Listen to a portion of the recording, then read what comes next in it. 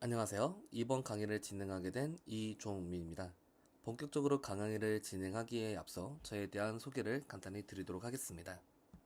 저는 성균관대학교 전자전기공학부를 졸업한 후 인공지능학과 석사과정을 졸업하였습니다. 대학원 시절 그리고 재직 시절 삼성병원과 여러 대여병원 등과 함께 의료 인공지능을 연구한 경력을 가지고 있습니다. 그럼 본격적으로 강의를 진행하도록 하겠습니다. 저희가 인공지능, 머신러닝, 딥러닝이라는 단어를 요즘 많이 사용합니다. 하지만 그럼에도 불구하고 이 세 개의 단어가 서로 어떠한 역학관계를 가지고 있는지에 대해서 잘 알지 못하고 사용하는 경우가 많이 있기에 우선 이 세 개의 단어에 대한 정의를 알아보도록 하겠습니다. 인공지능이란 것은 인간의 학습 능력, 추론 능력, 지각 능력을 인공지능으로 구현하려는 컴퓨터 과학입니다. 여기서 인간의 학습 능력, 추론 능력, 지각 능력을 우리 기관 중에서 누가 주관하죠? 그렇습니다. 대뇌입니다. 즉, 인공지능이라는 것은 대뇌가 하는 기능을 모방한 시스템이라고 이해할 수 있습니다. 머신러닝이라는 것은 그러한 인공지능을 구현하는 하나의 방법론입니다. 즉, 머신러닝을 제외하고서도 인공지능을 구현할 수 있는 방법이 여러 있는 것이죠. 다만, 요즘에는 다량의 데이터, 빅데이터라고 하죠. 이런 빅데이터의 존재 덕분에 머신러닝을 통해서 인공지능을 구현하는 사례들이 많아지게 된 것입니다. 그럼 머신러닝이라는 것은 무엇이냐면 이런 다량의 데이터, 빅데이터를 분석하여 그 안에 숨겨져 있는 패턴을 학습하는 것을 의미를 합니다. 그리고 딥러닝이라는 것은 그러한 머신러닝의 한 종류인데 인공신경망을 이용할 경우 딥러닝이라고 합니다. 여기서 인공신경망이란 사람의 뇌신경 구조와 비슷한 인출력 구조를 가진 연산 시스템을 의미합니다. 그러면 어떤 의미로서 인공신경망이 사람의 뇌신경과 비슷한 시스템을 가지고 있다는 것인지 알아보도록 하겠습니다. 왼쪽을 보시면 신경망의 가장 기본적인 구조가 되는 퍼센트론이 있습니다. 그리고 오른쪽에는 저희가 흔히 알고 있는 뉴런의 그림이 있죠. 그렇다면 이러한 퍼센트론과 뉴런이 비슷한 이출력 구조를 가지고 있다는 건데요. 어떤 의미로서 그런 표현이 사용이 되는지 알아보도록 하겠습니다. 오른쪽 뉴런이 어떤 식으로 작동을 하죠? 크게 세 가지 과정을 거치게 됩니다. 첫 번째는 주변의 뉴런으로부터 복수의 신호를 받습니다. 두 번째로는 복수의 신호를 조합해서 새로운 신호를 생성하게 되죠. 그리고 마지막으로 그 신호를 다른 주변에 있는 뉴런에게 전달을 하게 됩니다. 이 세 개의 과정으로 구성되어 있는데요. 퍼센트론도 이러한 일련의 과정과 비슷한 시스템으로 흘러가게 됩니다. 아까 제가 첫 번째 과정이 뭐라고 했죠? 뉴런에서 복수의 신호를 전달을 받는다고 말씀드렸잖아요.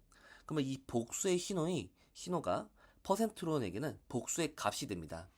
여기 보시면 x1, x2, xn이 있는데요. 이것이 제가 말씀드린 복수의 값이 되는 겁니다. 그럼 여기서는 총 n개의 값을 받게 되는 거죠. 그리고 두 번째 과정이 뭐라고 말씀을 드렸죠? 복수의 신호를 조합해서 하나의 새로운 신호를 만든다고 말씀드렸죠? 퍼센트론도 마찬가지입니다.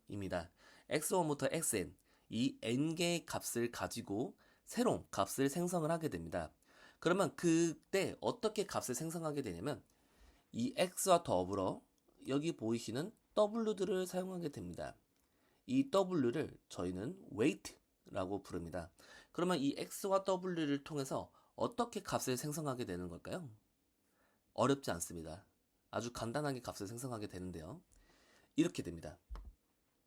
x1 곱하기 w1 플러스 x2 곱하기 w2 더하기 x3 곱하기 w3 플러스 점점점 플러스 xn 곱하기 wn을 통해서 새로운 값을 생성하게 됩니다.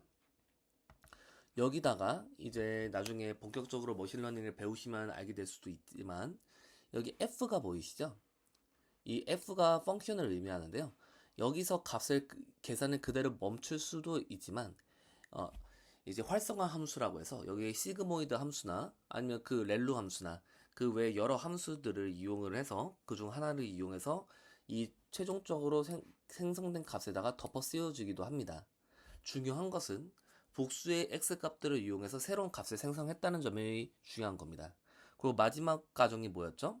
새롭게 생성된 신호를 주변에 있는 다른 뉴런들에게 전달을 하는 거였죠. 퍼센트론도 마찬가지입니다. 이렇게 생성된 값을 주변에 있는 다른 퍼센트론에게 전달하게 되면 일련의 과정을 마치게 되는 겁니다. 그러면 이러한 인공지능을 통해서 우리가 무엇을 할 수가 있을까요? 물론 수없이 많은 것들을 우리가 인공지능을 통해서 구현할 수 있지만 인공지능으로 할 수 있는 대표적인 도메인 세 가지에 대해서 알아보도록 하겠습니다. 첫 번째는 Natural Language Processing, 자연어 처리라고 하죠. 자연어 처리에 대해서 알아보도록 하겠습니다. 자연어라는 것은 우리가 일반적으로 사용하는 의미가 담긴 말을 우리가 자연어라고 합니다. 자연어 처리라는 것은 그러한 자연어를 처리해요. 새로운 데이터를 생성하거나 분석을 하는 것을 의미를 합니다. 이러한 자연어 처리를 통해서 우리는 주어진 문장 안에 담겨있는 감정을 분석을 하거나 여기 예시에 있는 그림처럼 챗봇을 구현할 수가 있습니다. 두 번째로는 컴퓨터 비전이 있습니다. 컴퓨터 비전은 이미지 혹은 영상을 분석하는 인공지능으로 이해해 주실 수 있습니다. 여기 이미지에 보이는 것처럼 주어진 사진 속에 비딩, 사람, 자전거 등 특정한 객체들을 위치를 추출하여 각각의 객체가 무엇인지까지 분석을 할 수가 있습니다. 그 외에 단순히 이미지를 입력했을 경우 이 이미지가 강아지인지 고양이인지 단순 분류하는 것도 가능하고요. 이미지를 생성하는 것도 컴퓨터 비전에 속해 있습니다. 마지막으로 레코멘데이션 시스템에 대해서 알아보겠습니다. 레코멘데이션 시스템은 저희가 흔히 추천 시스템이라고도 하죠. 그리고 알게 모르게 저희가 일상 속에 가장 깊게 침투되어 있는 것이 추천 시스템입니다. 추천 시스템의 역할은 사용자가 있을 때 그 사용자에게 가장 적합한 컨텐츠를 제공하는 것, 추천하는 것을 목표로 하는 시스템입니다. 우리가 유튜브를 보든 넷플릭스를 보든 혹은 SNS를 할 때 우리에게 이제 영상을 추천하거나 다른 사람의 글을 추천하곤 하죠. 이러한 시스템이 다 이런 추천 시스템을 기반으로 하고 있습니다. 그러면 이번에는 인공지능, 더 정확하게는 머신러닝 모델을 학습시키는 방식에 대해 알아보도록 하겠습니다. 저희가 머신러닝 모델을 학습한다 이렇게 학습이라는 표현을 많이 사용하는데요. 근데 학습에도 여러 종류가 있습니다. 여기 보시면 지도학습, 비지도학습, 강화학습이 그 대표적인 인공지능 모델을 학습시키는 방법입니다. 각각의 학습마다 당연히 특징을 가지고 있는데요. 우선 지도학습에 대해 먼저 알아보도록 하겠습니다. 지도학습은 머신러닝 모델을 학습을 시킬 때 일일이 정답을 가르쳐주면서 학습시키는 방식을 우리가 지도학습이라고 합니다. 그러면 어떤 의미로 정답을 알려주냐고 하는지 말씀을 드리자면, 예를 들어서 저희가 주어진 사진이 고양이 사진인지 강아지 사진인지 분류하는 인공지능을 개발한다고 가정을 하겠습니다. 그러면 각각의 이미지한테 인공지능에게 알려주는 겁니다. 이 이미지가 들어오면 강아지야. 이 이미지가 들어오면 고양이야. 이렇게 각각의 이미지마다 이 이미지가 어떠한 이미지인지, 고양이 이미지인지 강아지 이미지인지 정답을 알려주면서 학습시키는 방식을 저희가 지도학습이라고 일컫습니다. 비지도학습, 여기서 B가 붙어있죠. 즉 지도학습이 아닌 학습은 지도학습과 다르게 정답을 알려주지 않는 겁니다. 그냥 데이터만 던져주고 너가 알아서 분석을 해봐 하는 경우가 이제 비지도 학습이 되는 거죠. 마지막으로 강화학습은 주인공이 있을 때 그 주인공이 가장 큰 보상을 얻을 수 있게끔 학습시키는 방식이 우리는 강화학습이라고 합니다. 강화학습을 활용한 가장 좋은 예시가 아무래도 요즘 시대에는 자율운행이 되겠죠. 자율운행. 그러면 자율운행에서 주인공이 되는 게 무엇일까요? 아까 주인공이 가장 큰 보상을 얻게끔 하는 거라고 말씀을 드렸으니까요. 자율운행에서는 자동차가 이제 주인공이 되는 겁니다. 그러면 자율주행, 자동차가 가장 큰 보상을 얻게끔 한다는 건데, 그러면 여기서 보상이라는 것은 어떤 것을 의미하냐면 주인공이 어떠한 액션을 취했을 때 그에 따른 보상을 우리가 리워드, 보상이라고 하는 겁니다. 그럼 보상을 가장 크게 얻게끔 한다는 건데 이런 형태입니다. 만약에 자동차가 신호가 초록불일 때 아무런 문제 없이 잘 지나가면 100점을 줍니다. 그런데 반대로 빨간불인데 신호를 무시하고 지나가면 마이너스 100점을 주는 거죠. 거기서 더 나아가서 사람까지 친다. 그러면 마이너스 1000점을 주는 겁니다. 우리가 보상이라는 단어를 사용하니까 뭔가 긍정적인 혹은 포지티브한 값만을 우리가 생각을 할 수가 있는데 여기서 말하는 보상 리워드는 이제 음의 의미, 네거티브 의미도 가지고 있습니다. 즉 100점도 보상이고 마이너스 1000점도 보상인 거죠. 중요한 것은 이 주인공이 자신의 액션으로 통해 얻게 되는 보상이 있을 텐데 그 보상의 합이 최대값이 되도록 학습시키는 방식을 우리는 강화학습이라고 하는 겁니다. 그러면 이러한 이 머신러닝을 학습시키는 방법 중 하나인 지도학습을 통해서 어떠한 기능을 구현할 수가 있는지 대표적인 두 가지 사례를 알아보도록 하겠습니다. 첫 번째는 여기 보이시는 클래시피케이션이고요. 우리나라 말로는 분류라고 합니다. 분류요. 그리고 두 번째로는 리그레션. 우리나라 말로는 회귀라고 합니다.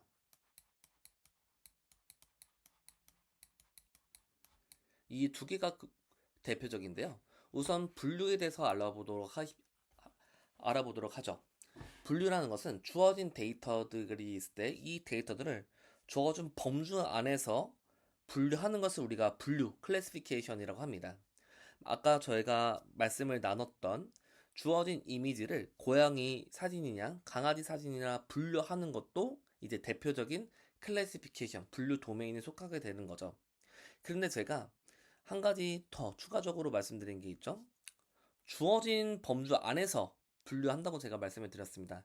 이게 어떤 의미를 가지고 있는 거냐면 클래시피케이션은 어떤 점에서 한계라고도 볼 수가 있는데 학습을 시킬 때 정해진 범주 안에서 학습을 시키게 되는 겁니다.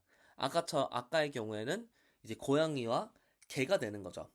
그러면 이게 어떤 의미를 가지고 있는 거냐면 만약에 사용자가 기린의 사진을 넣었다 하더라도 우리는 주어진 이미지가 강아지냐 고양이냐 이 둘 중 하나로 분류할 수 있도록 우리가 설정을 한 거기 때문에 설령 기린 사진이 들어와도 인공지능은 강아지 혹은 고양이다 라는 예측값을 생성하게 된다는 거죠. 이게 분류의 한계라고도 볼 수 있습니다.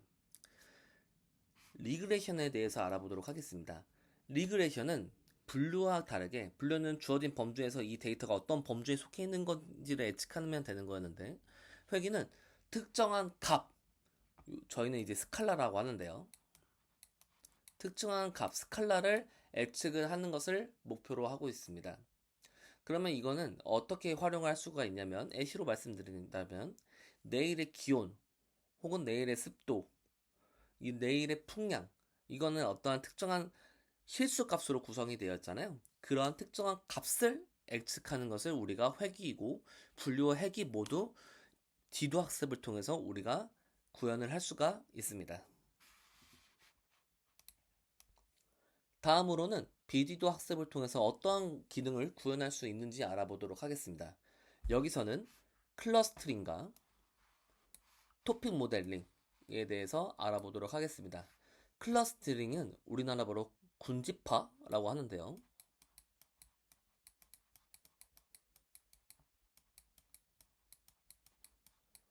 클러스터링, 군집화의 목표는 수없이 많은 데이터가 있을 때 유사한 특징을 가지고 있는 데이터끼리 묶어주는 것, 군집화 시키는 것을 목표로 하고 있습니다. 여기 그림을 보시면 복수의 점들이 있죠? 이렇게 복수의 점들이 있는데 각각의 점들을 우리가 데이터 혹은 샘플이라고 보도록 하겠습니다. 클러스터링은 유사한 특징을 가지고 있는 데이터끼리 묶어주는 것을 목표로 한다고 말씀을 드렸죠. 여기서는 이제 특징은 우리가 나중에 인공지능 머신러닝을 배우면 더 자세히 아시게 되겠지만 모든 특징들은 다 숫자로 우리가 표현을 할 수가 있습니다. 그러면 각각의 샘플들은 두 개의 값, x축 값, y축 값을 가지게 되는 거죠. 그러면 유사한 특징을 가지고 있는 데이터끼리 군집화를 시키게 되면 이렇게 세 가지 그룹으로 묶게 된다면 파란색 그룹, 주황색 그룹, 초록색 그룹으로 우리가 군집을 시킬 수가 있는 것이죠. 아무래도 군집화의 특징이 클래시피케이션, 앞서 지도학습과 비슷한 점이 있기 때문에 처음 인공지능 머신러닝을 접하시는 분들 중에 뭐 이러한 클러스터링과 클래시피케이션, 군집화와 분류를 혼동하시는 분들이 있습니다. 충분히 그럴 수 있죠. 그래서 여기서 클러스터링과 클래시피케이션에 대한 차이를 다시 한번 말씀을 드리면 클래시피케이션은 지도 학습이기 때문에 어떠한 데이터가 들어올 때마다 학습시킬 때마다 이 데이터는 뭐야? 이 데이터는 뭐야? 이렇게 정답을 알려주면서 학습을 시킵니다. 하지만 클러스터링은 비디도 학습이기 때문에 정답을 알려주지 않고 그냥 데이터를 인공지능에게 던져줄 뿐입니다. 그리고 인공지능이 이렇게 시키는 거죠. 내가 너에게 데이터만 줄 테니까 네가 알아서 유사한 특징을 가지고 있는 애들끼리 묶어봐. 가 되면 이제 클러스터링이 되는 겁니다. 그러면 아무래도 정답이 없기 때문에 정답을 알려주지 않고 학습을 시키는 거기 때문에 클러스터링 모델마다 똑같은 데이터들 가지고도 서로 정답값이, 예측값이 다를 수가 있습니다. 어떤 클러스터링 모델은 모든 동물에 대한 데이터를 주었다고 가정을 했을 때 동물들을 초식동물, 육식동물 이렇게 군집화 시킬 수 있겠죠. 또는 어떠한 클러스터링 모델은 똑같은 동물 데이터들을 가지고 있음에도 불구하고 육식동물, 초식동물 이렇게 군집화를 하는 것이 아니라 조류, 파충류 이런 식으로 묶을 수도 있을 겁니다. 다만 정답은 주어지지 않았고 클러스터링 모델이 알아서 그렇게 묶었을 뿐인 거죠. 그러다 보니까 이 클러스터링 모델이 나름의 예측값을 분석했음에도 불구하고 사람의 눈에는 사람 기준으로 봤을 때는 그 클러스터링이 예측한 그 군집화의 결과물이 받아들이기 어려운 이상한 값으로 군집화가 되어 있는 경우도 생각보다 많이 있습니다.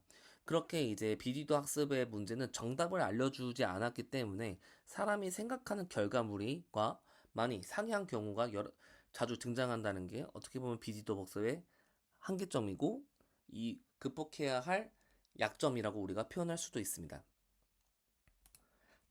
다음으로는 토픽 모델링에 대해서 알아보도록 하겠습니다. 토픽 모델링은 이제 인문사회 계열에서 많이 쓰이는 연구를 하게 되는 주제인데요. 토픽 모델링은 주어진 코퍼스, 이제 문서집, 단어집을 우리가 코퍼스라고 하는데요. 주어진 코퍼스가 있을 때, 저희는 뭐 간단하게 문서라고 하죠. 주어진 문서가 있을 때, 그 문서 안에 담겨 있는 주제들을 추출하는 것을 목표로 합니다. 근데 다만 여기서 제가 주제라는 단어를 사용했는데요. 이 주제의 뜻이 우리가 일상적으로 사용하는 주제의 단어의 의미와 조금 다릅니다. 우리가 보통 주제라고 하면 어떠한 특정한 단어나 문장으로 우리가 생각을 하게 되죠. 예를 들어 이 기사의 주제는 미국과 중국의 정치적 갈등이다. 이렇게 문장으로 표현할 수도 있고 혹은 이 소설의 주제는 우정이다. 이렇게 단어로 표현을 할 수도 있겠죠. 하나의 단어로요. 근데 여기서 말씀드리는 토픽 모델링에서 말하는 주제는 그런 의미와 조금 다릅니다. 여기 보시면 토픽스를 해서 4개의 카테고리로 구성이 되어 있는 것을 보실 수가 있습니다. 그러면 우리는 이 결과물을 이렇게 해석을 할 수가 있는 거예요. 주어진 토픽 모델링이 문서를 보고 4개의 주제를 추출을 했는데 각각의 주제는 어떠한 특정한 키워드들로 구성되어 있는 거죠. 예를 들어 첫 번째 토픽인 경우에는 이렇게 유전적인 DNA적인 정보들 키워드들로 구성되어 있는 거고 두 번째 키워드는 뭔가 기관 대한 단어들로 구성이 되어 있죠. 세 번째 토픽은 신경 쪽 단어로 구성되어 있고요. 네 번째 토픽은 뭔가 연상과 관련된 단어들로 구성이 되어 있습니다. 즉, 토픽 모델은 주제들을 추출을 할 때 뭔가 단어나 문장으로 이렇게 정리를 하는 게 아니라 의미가 있는 키워드들로 구성되어 있는 것을 우리가 토픽 모델링에서는 주제라고 표현을 하는 겁니다. 그 각각의 주제들에 포함되어 있는 단어들을 보고 우리는 거기서부터 또 인간이 새로운 또 분석을 하게 되는 거죠. 다음으로는 강화학습에 대해 알아보도록 하겠습니다. 제가 강화학습이 주인공이 있을 때 그 주인공이 가장 큰 보상을 얻을 수 있게끔 행동을 유도하는 것을 그렇게 하도록 학습을 시키는 것을 우리가 강화학습이라고 말씀을 드렸죠. 그러면 그 예시를 오른쪽 아래에 있는 이 그리드 게임을 통해서 한번 알아보도록 하겠습니다. 강화학습에는 크게 세 가지 요소가 있는데요. 하나는 환경상태 집합, 다른 하나는 행동 집합, 그리고 마지막이 보상입니다. 오른쪽에 있는 그리드 게임으로 다시 돌아가서 이 그리드의 게임의 목적을 말씀을 드리자면 여기 보이시면 로봇이 있죠. 이 로봇이 사과에 도달할 수 있게끔 강화학습으로 학습을 시키는 것을 우리가 목표로 한다고 합시다. 그럼 여기서 환경상태 집합이라는 것은 이 로봇이 위치할 수 있는 모든 경우의 수를 의미를 합니다. 그러면 총 몇 가지의 경우의 수가 있죠? 행의 개수가 6개, 열의 개수도 6개니까 6 곱하기 6 해서 36가지가 있겠죠? 그러면 이 로봇은 총 36개의 환경상태 집합을 환경상태가 있는 겁니다. 행동 집합은 무엇을 의미하냐면 이 로봇이 취할 수 있는 액션의 종류를 의미를 하는 겁니다. 여기서 이제 로봇이 상하 좌우로밖에 움직이지 못한다면 이 로봇이 취할 수 있는 행동의 종류는 4가지밖에 없는 거죠.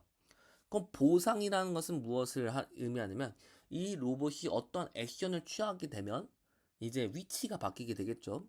그러면 더 환경 상태라는 단어를 표현하면 환경 상태가 변하게 되는 겁니다. 그러면 환경 상태가 변함으로써 얻게 되는 값을 우리는 이제 보상이라고 할 수 있는 겁니다. 그러면 이렇게 우리가 예시를 들어보도록 하죠. 로봇이 어떤 위치에 있든 사과가 있는 위치가 아닐 때는 0점밖에 얻지 못한다고 가정을 하고요.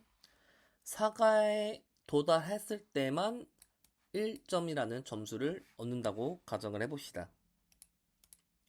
그러면 이렇게 빠르게 노란색 길로 갔을 때랑 이렇게 느리게 보라색 길로 갔을 때랑 얻는 보상의 크기가 달라지나요? 아니요. 동일합니다. 주황색 길로 가든 보라색 길로 가든 다 0점을 얻다가 결과적으로 사과에 도달했을 때만 1점을 얻기 때문에 주황색 길은 0 더하기 0 더하기 0 더하기 0 더하기 0 더하기 0 더하기 0 더하기 0 더하기 1이 되기 때문에 1이고 보라색도 1이 아닌 비효율적인 길을 따라갈 때 계속 0을 얻다가 마지막에 1을 얻는 거기 때문에 주황색 길을 가나 보라색 길을 가나 이 강화학습 모드는 똑같이 1점을 얻게 되는 겁니다. 그러면 이렇게 우리가 해석을 할 수가 있는 거죠. 강화학습 모델 입장에서는 지름길로 가나 꼬불꼬불한 길로 가나 가치가 동등하다가 되는 겁니다. 그런데 인간의 세계 속에서는 그게 당연히 말이 안 되죠. 당연히 주황색 길로 가야지 맞을 겁니다. 이러한 문제를 해결하기 위해서 우리는 보통 일반적으로 이러한 감가율이라는 개념을 사용을 합니다. 감가율은 어떠한 의미를 가지고 있냐면 어떠한 값을 보상을 얻었을 때 그 보상을 얻었을 때의 시점에 따라서 그 가치를 바꿔주는 것을 감가율이라고 생각할 수가 있습니다. 예를 들어서 이런 느낌이죠. 우리가 만약에 착한 행동을 해서 부모님으로부터 100만 원의 용돈을 받았다고 가정을 합시다. 그런데 그 100만 원을 지금 당장 받을 수가 있고 혹은 10년 뒤에 받을 수 있다고 가정을 했을 때 지금 당장 받았을 때랑 10년 뒤에 100만 원을 받았을 때가 가치가 동일한가요? 당연히 아니죠. 뭐 물가 상승률만 생각을 하더라도 10년 뒤에 받은 100만 원이 지금 받는 100만 원보다 훨씬 가치가 떨어질 겁니다. 이러한 개념을 사용한 게 이제 감가율이 되는 거죠. 중요한 거는 똑같은 보상을 얻더라도 이 보상을 언제 얻느냐가 중요하게 처리를 하는 겁니다. 그러면 이러한 감가율은 보통 0.9 혹은 0.99 혹은 0.999 이런 식으로 0과 1 사이 값을 사용하게 되는데요. 그러면 우리가 실제로 계산을 해보도록 하시자. 노란색 길을 걸었을 때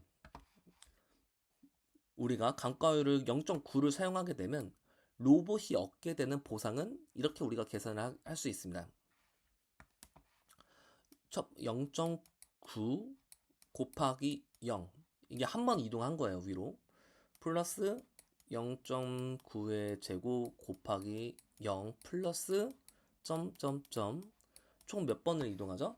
한 번, 두 번, 세 번, 네 번, 다여, 일곱, 여덟 번까지는 0을 얻고 그 9번째에서 이제 사과를 얻게 되는 거죠. 그러면 0.9의 8승 곱하기 0 더하기 이제 9번째 이동을 했을 때 드디어 1이라는 보상을 얻게 되는 거죠. 그러면 보라색 길을 걸었을 때는 어떻게 되죠? 처음에는 동일하겠죠. 주황색 길을 걸었을 때과 마찬가지로 이제 0이라는 값을 계속 받겠죠. 근데 뒤가 다르겠죠. 보라색은 몇 번째 만에 사과에 도달하게 되죠. 하나, 둘, 셋, 넷, 다여, 일곱, 여덟, 아홉, 열, 열하나, 열둘, 열세, 열네, 열다, 열여, 열일곱, 여덟, 열아홉, 스물, 스물하나. 스물한 번째에 사과에 도달하게 됩니다. 그러면 20번째까지는 계속 허탕을 치는 거죠. 20 곱하기 0 그리고 21번째에 드디어 1이라는 보상을 얻게 되는 거죠. 그러면 이 노란색 계산법과 보라색 계산법 중에 누가 더 값이 크죠? 당연히 노란색 계산이 보라색 계산보다 훨씬 값이 크겠죠. 그러면 이제 강화학습 모델은 판단을 할 수가 있겠죠. 아, 노란색 길, 지름길을 가야만 내가 더 큰 보상을 얻을 수가 있구나 해서 이제 노란색 길로 갈 수가 있게 되는 겁니다. 이렇게 똑같은 보상을 얻다 하더라도 그 보상을 언제 얻느냐 그 시점에 따라서 그 가치를 바꿔주는 조율해주는 감가율이라는 것을 우리가 이용을 해서 이렇게 효율 좋은 모델을 우리가 만들 수가 있는 겁니다. 다음으로는 머신러닝 모델을 학습을 시킬 때 가장 중요한 재료가 되는 데이터에 대해서 알아보도록 하겠습니다. 데이터는 소리, 이미지, 단어 등 특정한 의미를 내포하고 있는 정보의 단위는 모두 다 우리가 데이터라고 하죠. 그 데이터는 이제 가치가 정해져 있지가 않습니다. 똑같은 데이터라 하더라도 누군가에게는 중요한 가치를 가지고 있을 수 있고 또 누군가에게는 별로 의미 없는 가치를 가지고 있을 수 있을 겁니다. 예를 들어서 지금 제 강의도 머신러닝에 전혀 관심이 없거나 아니면 머신러닝에 대해서 이미 너무 잘 알고 계시는 분들에게는 저의 강의가 그렇게 큰 의미가 없을 겁니다. 가치가 낮은 거죠. 하지만 이제 인공지능 머신러닝에 대해 관심이 생기고 이제 막 인공지능 머신러닝에 대해서 배우시려는 분께는 아무래도 전자 쪽에 속한 사람보다는 가치가 있을 겁니다. 즉 말씀드리고자 하는 바는 똑같은 데이터를 하더라도 이 데이터를 활용하는 사람이 누구냐에 따라서 그 가치가 달라질 수가 있다라는 겁니다. 그럼 좀 더 기술적인 부분에서 우리가 보면 우리는 인공지능을 개발 혹은 연구하는 사람들은 이 데이터를 반드시 어떠한 상황에서는 모두 다 숫자로 표현이 가능해야만 합니다. 여기 왼쪽에 보이는 단어도 마찬가지고요. 오른쪽에 보이는 이미지도 다 숫자로 표현이 되어야 합니다. 그런데 다행히 이러한 귀여운 고양이 사진이 있는 이러한 이미지는 숫자로 표현을 하는 게 어렵지 않습니다. 쉽습니다. 왜냐? 이 이미지 자체가 애초에 숫자의 집합이기 때문인 거죠. 우리가 이렇게 멀리서 봤을 때는 하나의 이제 고양이 사진이 있는데 사실 이 이미지는 수없이 많은 픽셀들로 구성이 되어 있죠. 이런 식으로요. 이렇게 수많은 픽셀들로 구성되어 있고 이 픽셀 자체가 0에서 255 사이에 정수 값으로 구성이 되어 있습니다. 만약에 이 픽셀 값이 0이면 검은색을 의미하는 거고요. 픽셀 값이 255라고 하면 이제 흰색이 되는 겁니다. 흑백 사진으로 가정을 했을 때요. 즉, 이 숫자 값 자체가 빛의 색이로 우리가 볼 수가 있는 거죠. 그러면 이 이미지는 수많은 픽셀들로 구성이 되어 있고 이 픽셀 자체가 0에서 255 사이의 정수이기 때문에 이 이미지는 아래 보이는 것 같이 매트리스, 행렬 구조로 우리가 표현을 할 수가 있습니다. 여기서는 아까 제가 말씀드린 0에서 255 정수로 구성되어 있는 게 아니라 마이너스 1에서 1 사이의 희수값으로 구성되어 있는데 제가 잘못 말씀드린 것이 아니고요. 0에서 255 사이의 정수값을 보통 일반적으로 그냥 바로 활용하지는 않고요. 인공지능 학습을 시킬 때 이렇게 마이너스 2에서 1 사이 혹은 0에서 1 사이 값으로 우리가 이제 정규화 등의 데이터 전처리 과정을 수행한 후에 이제 그 데이터를 활용을 하게 됩니다. 문제는 이러한 단어들입니다. 단어들. 이미지의 존재 자체가 숫자이기 때문에 괜찮은데 단어는 이제 의미가 다르죠. 단어는 우리가 생각하기에 뭔가 의미를 가지고 있는 이제 데이터처럼 보이지만 실제로 그렇고요. 근데 이 글자만 봤을 때 글자는 그저 선과 원들의 집합입니다. 그렇죠. 다만 그게 이 선과 동그라미 이러한 선과 동그라미들의 조합으로 인한 그냥 데이터일 뿐인데 사회적 합의를 통해서 그 조합이 어떤 특정 의미를 가지게 되는 거죠. 그러면 이 단어를 숫자로 표현한다는 것은 가까이 단어가 함축하고 있는 사회적 합의를 숫자로 표현하겠다는 의미인데 말만 들어도 되게 막막하죠. 그래서 이러한 단어 혹은 문장을 숫자로 표현하는 것 자체가 하나의 큰 연구 분야입니다. 요 LLM이라고 하죠. 저희가 흔히 라지 랭귀지 모델이라고 하는 것도 이렇게 뭐 문장 단위 혹은 단어 단위에서 이제 숫자로 표현하는 방식을 우리가 LLM을 통해서 우리가 구현을 할 수가 있습니다. 그리고 보통 일반적으로 가장 이제 원시적이고 전통적인 방법으로는 각각의 단어를 이렇게 그림에 보이는 것처럼 벡터로 표현을 하고요. 비슷한 의미를 가지고 있는 단어, 예를 들어 강아지와 개가 되겠죠. 이렇게 비슷한 의미를 가지고 있는 단어들은 비슷한 값들로 구성되어 있는 벡터로 표현하는 게 일반적인 방식이고 그런 것을 저희가 워드 임베딩이라고 합니다. 이게 가장 정통적인 방식으로는 이제 워드 임베딩을 통해서 단어를 이제 벡터로 표현하는 방식이 가장 전통적이고 일반적입니다. 지금도 많이 사용하고 있는 방법이기도 합니다. 때에 따라서요. 그러면 이제 인공지능을 다룬다는 건, 인공지능을 개발하는 사람들은 기본적으로 데이터를 다루게 되는데, 아까 제가 말씀드린 것처럼 인공지능을 학습시키기 위해서는 모든 데이터는 반드시 숫자로 표현이 되어야 된다고 말씀을 드렸죠. 근데 더 정확하게 말씀드리면 모든 데이터들은 반드시 텐서로 표현이 되어야 합니다. 아까 보여드렸던 흑백 이미지, 고양이 사진 있죠. 그 고양이 사진이 이제 가로, 세로, 이제 직사각형 형태로 구성이 되어 있기 때문에 이렇게 행렬로 우리가 표현을 할 수가 있는 거고요. 그리고 아까 봤듯이 단어는 이렇게 벡터의 형태로 구성이 되어 있는 겁니다. 흑백 이미지만 다시 말씀드리면 아까 이렇게 고양이 사진이 있다고 가정을 했을 때 그림은 빠르게 그리겠습니다. 이렇게 수많은 픽셀으로 구성이 되어 있었죠. 그럼 각각의 픽셀은 몇 개의 특징 값을 가지고 있죠? 여기 이제 픽셀이 있다고 했을 때 이 픽셀 값이 몇 번째 행, 몇 번째 열에 존재하냐라는 두 가지 특징을 가지고 있죠. 그래서 얘는 우리가 이런 행렬은 2D 텐서라고 합니다. 그에 비해 벡터, 보통 단어는 벡터로 표현을 하는데 벡터를 구성하고 있는 각각의 값들은 몇 개의 특징 값을 가지고 있죠. 보통 이런 식으로 표현을 하죠. 행벡터 같은 경우에는. 그래서 각의 값을 샵으로 표현을 한다면 이 샵은 몇 개의 특징 값을 가지고 있죠? 그냥 몇 번째에 등장하냐라는 한 개의 특징 값을 가지고 있죠. 그래서 벡터의 경우에는 우리가 1D 텐서로 우리가 볼 수가 있는 겁니다. 그래서 인공지능 연구 및 개발하는 사람들은 이러한 텐서를 조작하는데 능한 능력을 가지고 있죠. 그러면 이번에는 데이터셋에 대해서 알아보도록 하겠습니다. 아까는 우리가 데이터에 대해서 알아본 거고요. 이번에는 이런 데이터들의 집합체인 데이터셋에 대해서 알아보도록 하겠습니다.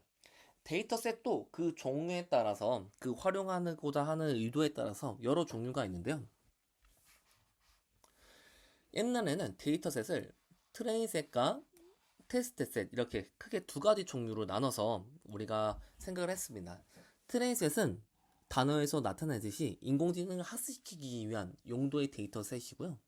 테스트셋은 이렇게 트레인셋을 통해서 학습시킨 인공지능의 성능을 평가하기 위한 용도가 테스트셋입니다.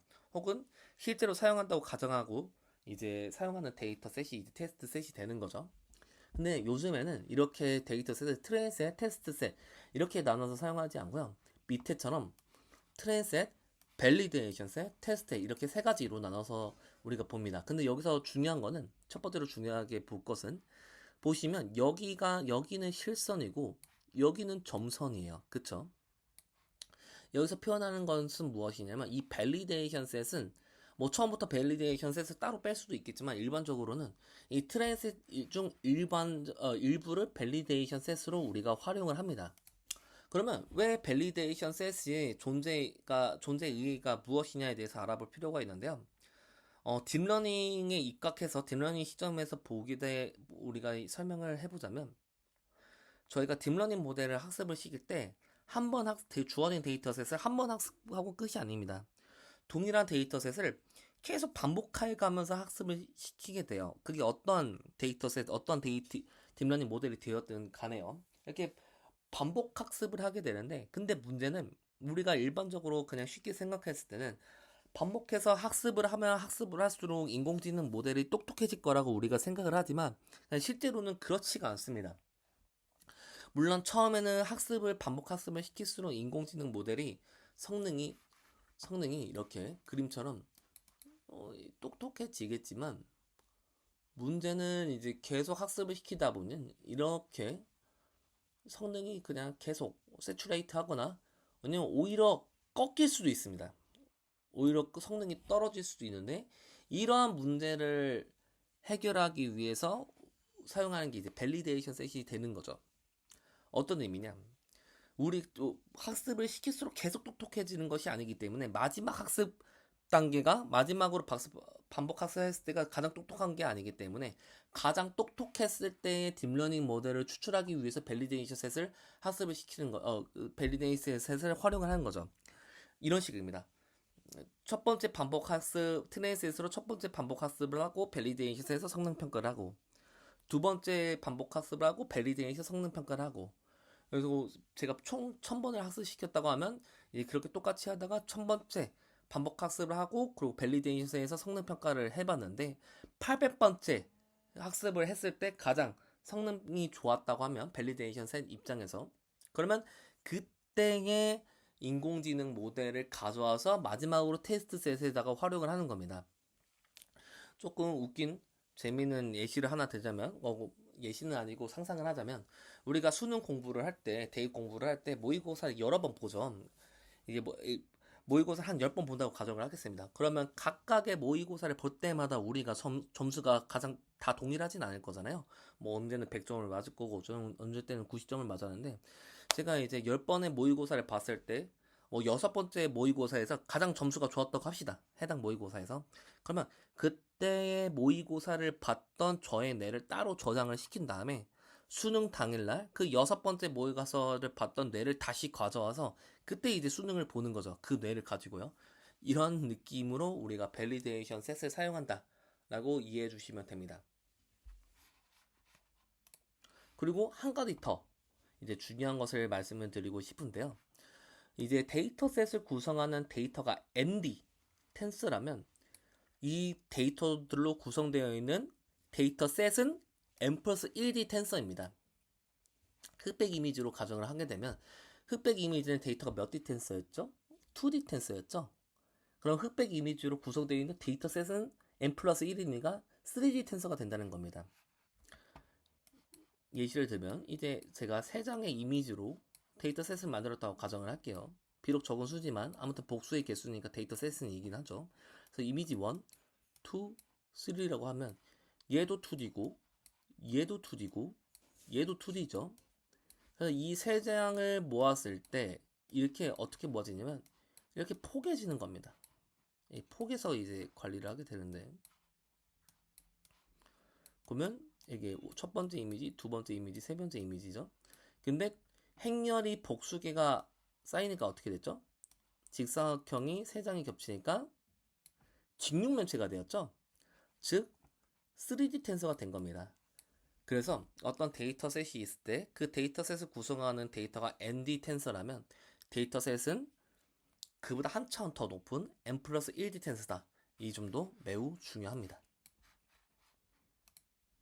그러면 마지막으로 미니 배치에 대해서 알아보도록 하겠습니다. 저희가 2000장의 이미지가 있다고 가정을 할게요. 2000장의 이미지가 있다고 가정을 했을 때 우리가 인공지능을 학습을 시키려면 이 2000장의 이미지를 모두 다 메모리에 올려야 됩니다. 한 번에 메모리에 올려야 되는데 근데 당연히 그게 안 되겠죠. 하드웨어적인 한계로 인해서 이 2000장의 이미지를 특히 GPU 메모리에다가 요즘은 그래픽 카드를 이용해서 인공지능을 학습을 하니까요. 딥러닝 모델을. 이 2000장의 이미지를 GPU 메모리 한 번에 올리는 것은 사실상 거의 불가능합니다. 그러면 이 2000장의 그렇다고 이 2000장의 이미지 중에 일부만 이용을 해서 학습을 시키면 당연히 딥러닝 모델이 성능이 떨어지겠죠. 그리고 이러한 문제를 해결하기 위해서 우리가 미니 배치라는 것을 활용하게 되는데요. 이렇게 가정을 하죠. 2000장의 이미지를 GPU 메모리가 감당할 수가 없는데 400장의 이미지는 감당할 수 있다고 가정을 합시다. 물론 400장 이미지도 현실적으로 거의 불가능하지만 일단 이제 계산의 편의를 위해서 그렇다 가능하다고 봅시다. 그래서 그러면 이 2000장의 이미지를 400장까지는 커버가 가능하니까 5개의 그룹으로 나누는 겁니다. 그게 이제 미니 배치가 되는데요. 그럼 각각의 그룹은 400장의 이미지로 구성이 되겠죠. 400 곱하기 5가 2000이니까요. 그러면 각각의 그룹을 우리가 이제 소그룹을 우리가 미니 배치라고 하는데요. 이런 식으로 학습을 시키는 겁니다. 미니 배치 1 학습시키고 2, 3, 4, 5까지 1년에 이제 미니 배치 1부터 5까지 순차적으로 학습을 시키는 게 이제 첫 학습이 되는 거예요. 그럼 반복 학습을 한다고 가정을 했죠. 그러면 5까지 학습을 시킨 다음에 다시 이제 미니 배치 1으로 돌아가는 겁니다. 그럼 미니 배치 1, 2, 3, 4, 5를 다시 학습을 시킨 다음 또 다시 미니 배치 1을 부터 다시 학습을 하게 되는 거죠. 근데 여기서 이제 헷갈리기 시작하는 것 중 하나가 이제 학습시키는 단위인 건데 제가 10번 반복 학습을 했다고 가정할게요. 그럼 10번 반복 학습은 어떤 단위로 계산하냐면 미니 배치 단위로 계산하는 게 아닙니다. 그래서 미니 배치 1, 2, 3, 4, 5 한 번 돌았다고 해서 아무튼 400개로 구성되어 있는 데이터들을 5번 학습을 시킨 거니까 5번 학습시켰다가 아니고요. 미니 배치 1부터 5까지 다 한 번 돌았을 때가 이제 한 번 학습인 겁니다.